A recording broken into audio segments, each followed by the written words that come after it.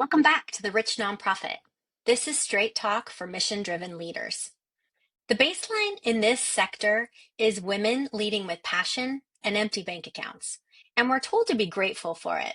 Not in my world.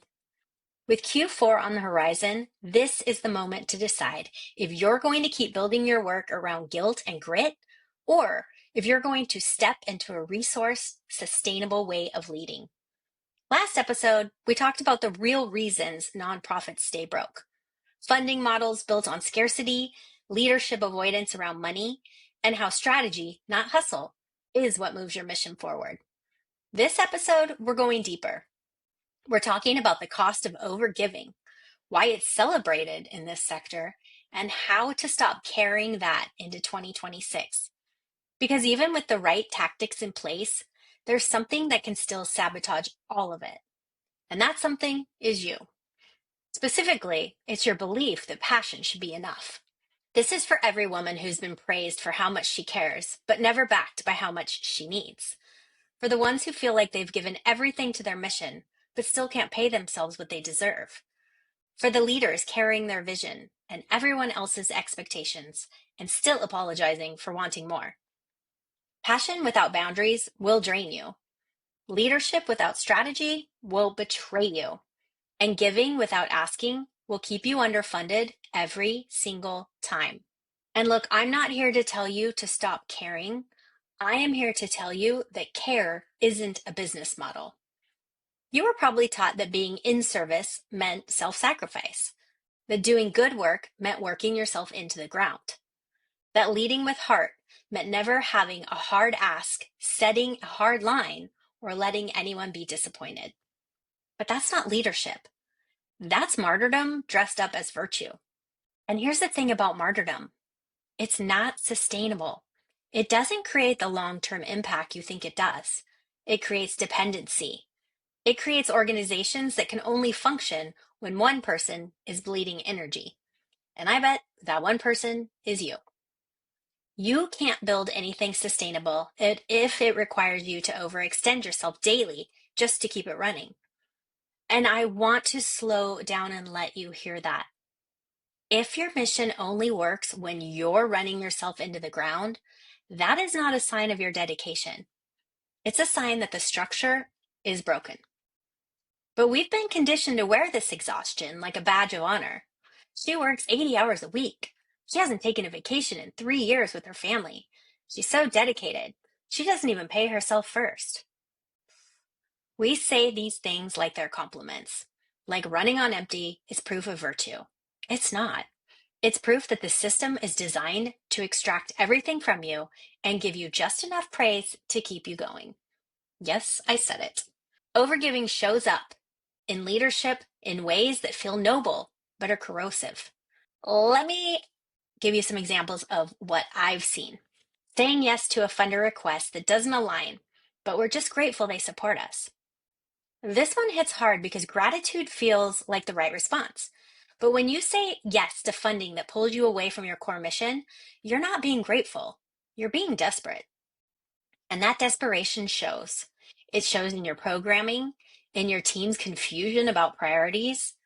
It also shows in your inability to measure real impact because you're measuring what the funder wants to see, not what matters to your mission. Taking on an extra program because the need is so big, even though you and your team are maxed out. This is the nonprofit version of saying, I can handle one more thing when you're already drowning. The need will always be big. That's not the question. The question is, can you serve that need well with your current capacity? Or are you going to spread yourself so thin that you're doing mediocre work across the board instead of excellent work where it matters most? Another example, underpaying yourself again because I'd rather give the raise to my team. This one makes my heart hurt because it feels so selfless.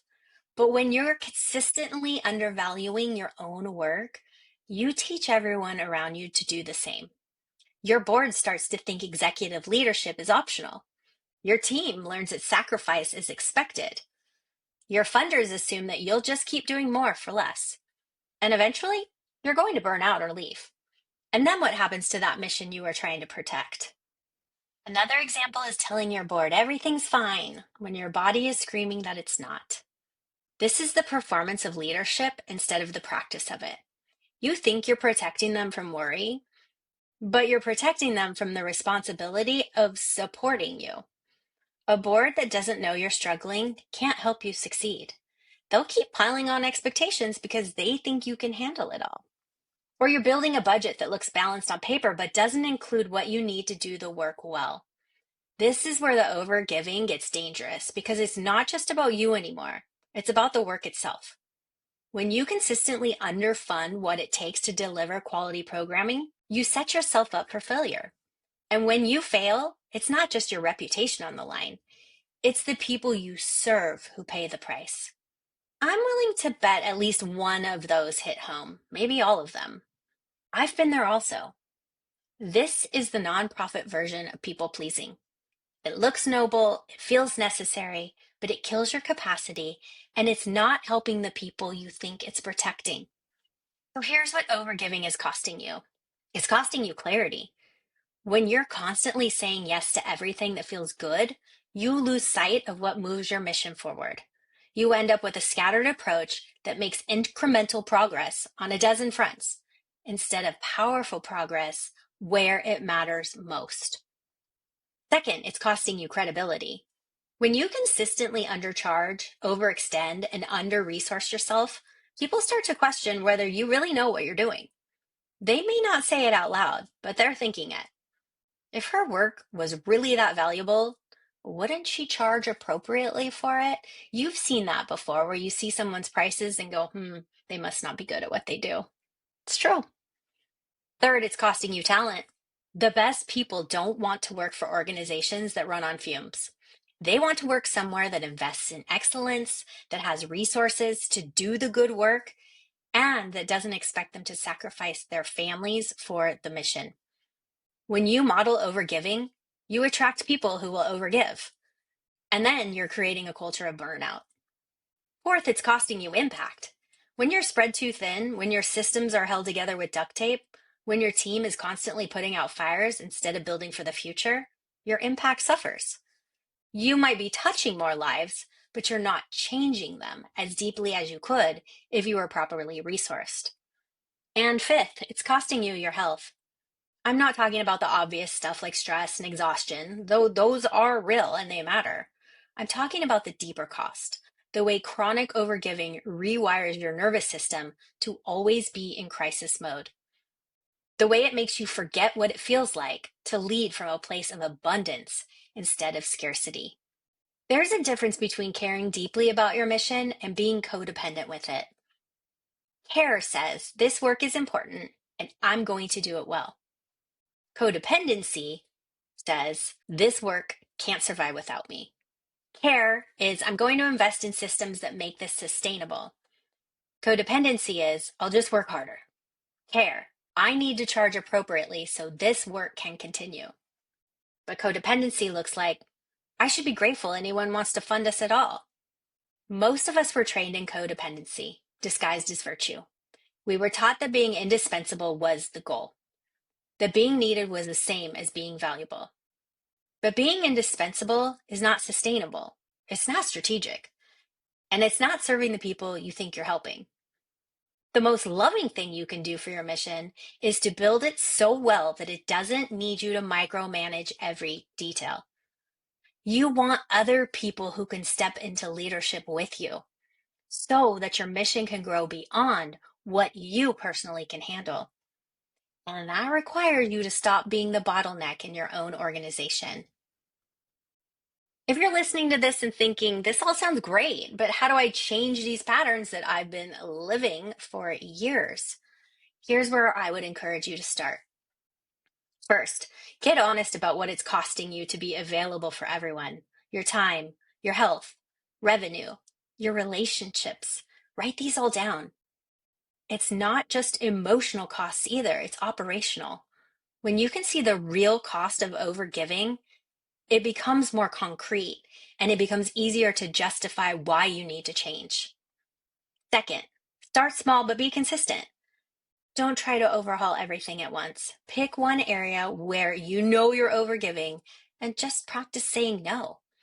Maybe it's checking email after 7 p.m. Maybe it's taking every meeting that you get a request for. Maybe it's saying yes to speaking opportunities that don't align with your goals. Start with one change and just protect it fiercely and see what happens. Third, communicate your standards clearly. Don't just set them in your head and hope people figure it out. You know that never goes well. Say it out loud. I check my email between 9 a.m. and 5 p.m. Although I wouldn't even do that. I would say I check my email twice per day. I need 48 hours notice for meeting requests. We only take on projects that align with our strategic plan. That's my favorite. When you're clear about your standards, people learn to respect them. Now, fourth, expect pushback and don't take it personally. People have benefited from your overgiving for probably a very long time. When you stop, it will create friction. That doesn't mean you're doing anything wrong. It means that you're finally doing it right. Some people will be uncomfortable. Some people will try to guilt you back into old patterns. Hold the line. You've got this. Fifth, build support systems that reinforce your new approach. This might mean hiring someone to handle tasks that you've been doing yourself for years. It might mean training your team to make decisions without you. It might mean finding a mentor who can remind you why this matters when you're tempted to abandon those new standards. And sixth, practice self-compassion when you slip up. You are rewiring decades of conditioning. You're going to have moments where you fall back into old patterns. We all do. And that doesn't mean that you're failing. It means that you're human. So you get back to your standards as soon as you notice that you've strayed, and each time it gets a little easier. When you stop overgiving and start leading with intention, your mission doesn't suffer. It then begins to thrive. Your team becomes more capable when they're not constantly looking to you to solve every problem. Your board becomes more engaged because they can see where their support is needed. Your funding becomes more sustainable because you're attracting partners who respect your expertise instead of people who want to exploit your desperation. Your programs become more effective because you're fully resourced instead of constantly scrambling. And you become a better leader because you're operating from clarity instead of crisis management. Your mission is not more valuable when it runs on your exhaustion. It is more sustainable when it runs on your clarity. And that means you stop saying yes to everything that feels good but drains your team. You stop letting guilt dictate your timelines, your calendar. You stop basing decisions on other people's comfort. And you stop shrinking your work to match your current funding. And you start expanding your funding to match the real important work. Your leadership was never meant to be a slow bleed. You're allowed to be wildly passionate about your community and deeply committed to structure. You're allowed to build with generosity and make decisions based on what's sustainable. You're allowed to lead with love and walk away from anything that keeps you small. And you really have to, because if you don't, you are going to burn out and your mission is going to burn out alongside you. If you're thinking, oh my gosh, this is so me, it's okay. Take a breath. I'm not saying you're broken. You're just finished leading from a playbook that only works when women overfunction. The good news is you get to write a new playbook. Here's your new operating system. Name what you need to feel resourced, not what you think a funder will tolerate, what you need to lead well, pay your people, and scale without collapse. Practice building strategy that serves you, not just your board or your budget. You're the one doing the work. Build systems that protect your energy. Stop apologizing for having standards, for wanting to be paid fairly, for needing support, for expecting excellence from your team and your board. Design your role around your strengths, not around what nobody else wants to do. Just because you can do everything doesn't mean you should. Build relationships with funders who see you as a partner, not a charity case. People who understand that investing in your organization means investing in excellence, not just good intentions. Those are the people that you want to work with. If you know you've been leading from overextension and you want to start 2026 with a leadership and funding plan that will protect your energy and scale your mission, check out my Momentum Strategy Retreats. In 2 days, we get your leadership role defined so you're not pulled in 100 directions. We set funding priorities that move the needle so you're not stuck saying yes to low dollar, high effort work. And we design structures that let your team handle the details without you micromanaging. You leave with a plan that frees you from overgiving and puts you back in control of how your organization grows. You can find the link in the show notes. Your passion is powerful, but it was never meant to carry all of this alone. Now, next week, we're going to talk about why your organization can't keep depending on you to be the infrastructure, because individual burnout is just a symptom. I will see you next time on The Rich Nonprofit.